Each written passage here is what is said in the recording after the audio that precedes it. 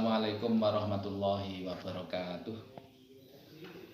Bismillah, alhamdulillah, wala haula wala quwata illa billah. Anak-anakku yang berbahagia, hari ini adalah hari kegiatan bulan Ramadan. Ini adalah pondok Ramadan, dan saya kebagian jadwal adalah penyampaian tentang bullying atau dengan dikenal perundungan. Apa itu pengertian daripada bullying?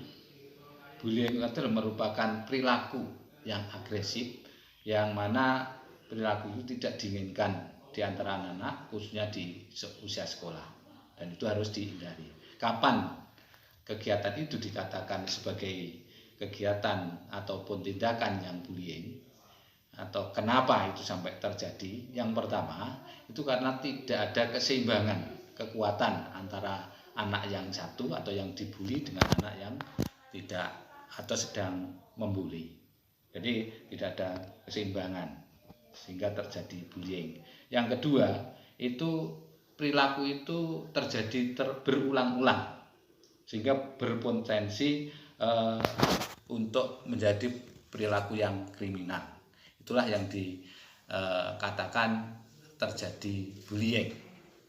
Kemudian, apa dampak bullying itu terhadap anak-anak? Yang pertama, dampak bagi anak atau bagi korban itu sendiri adalah dia akan mengalami masalah kesehatan fisik, sosial, bahkan juga emosionalnya. Ini masalah kegiatan emosional pada korban. Korban juga akan menjadi marah-marah dan lain sebagainya. Ini dampak daripada bullying. Kemudian bagi anak atau pelaku perundungan, ini dia akan melakukan kekerasan yang berulang kali karena mereka merasa super, merasa kuat, dan hal itu akan menjadi suatu kesenangan untuk membuli atau bahkan menyiksa temannya yang lain. Ini dampak yang kedua bagi anak yang melakukan perundungan atau bully. Kemudian yang bagi anak-anak yang menyaksikan, ini ada semacam perilaku yang ingin meniru kepada perbuatan itu, sehingga ini sangat gawat dan harus dihindari. Itu dampak daripada bullying. Kemudian berikutnya, apa sajalah jenis-jenis bullying itu? Bullying yang pertama, jenisnya itu dilihat dari perundungan fisik. Perundungan fisik adalah tindakan intimidasi yang dilakukan sebagai usaha mengontrol korban dengan kekuatan yang dimiliki pelakunya, termasuk misalnya memukul, melempar, dan juga mendorong serangan fisik lainnya. Itu perundungan secara fisik. Yang kedua, secara verbal. Secara verbal atau dengan kata lain, dengan kata-kata yang menyakitkan, kemudian yang tidak menyenangkan, mengejek, mengolok-olok, dan lain sebagainya, itu termasuk bullying yang secara verbal. Kemudian juga ada yang ketiga, itu bentuknya berupa agresi relasional.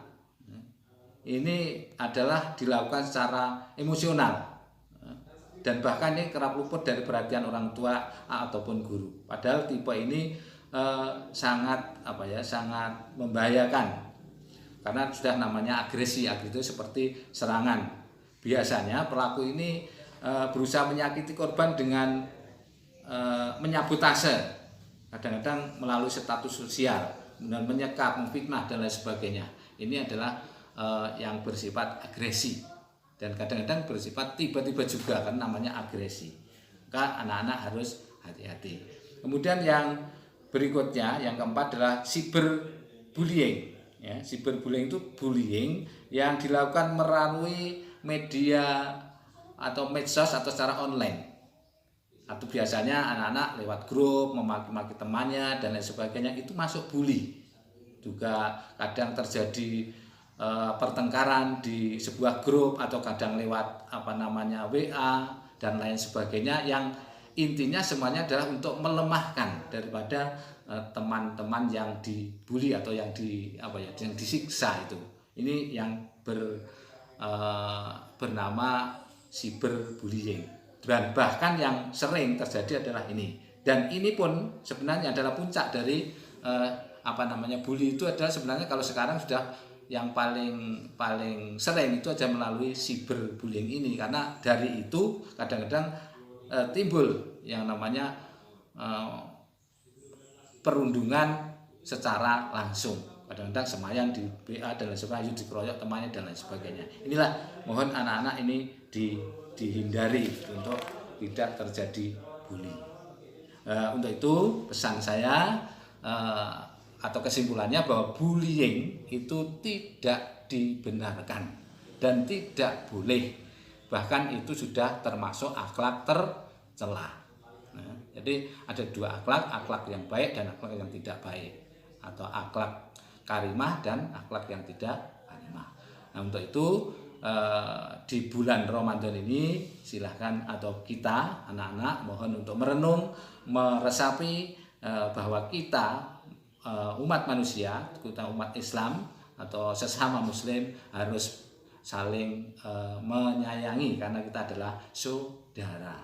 Jadi anak kita harus bersaudara dan memperbanyak beristighfar untuk membentengi diri kita ini jangan sampai terjun atau sampai terjerembab ke dalam jurang yang namanya bullying. Zikir dan baca sholawat sering itu anak-anak ya, silahkan untuk sering baca itu sebagai sarana filterisasi terhadap akhlak kita supaya terbimbing dengan baik. Saya kira itu anak-anak mohon dicamkan dan bahkan nanti terapkan dalam kehidupan sehari-hari sehingga kehidupan kita, anak-anak dan keluarga akan menjadi kehidupan yang nyaman, damai dan sejahtera, bernuansa Islam. Sekian kurang lebihnya saya menyampaikan ini, mohon maaf yang sebesar-besarnya. Wabillahi taufiq wal hidayah. Assalamualaikum warahmatullahi wabarakatuh.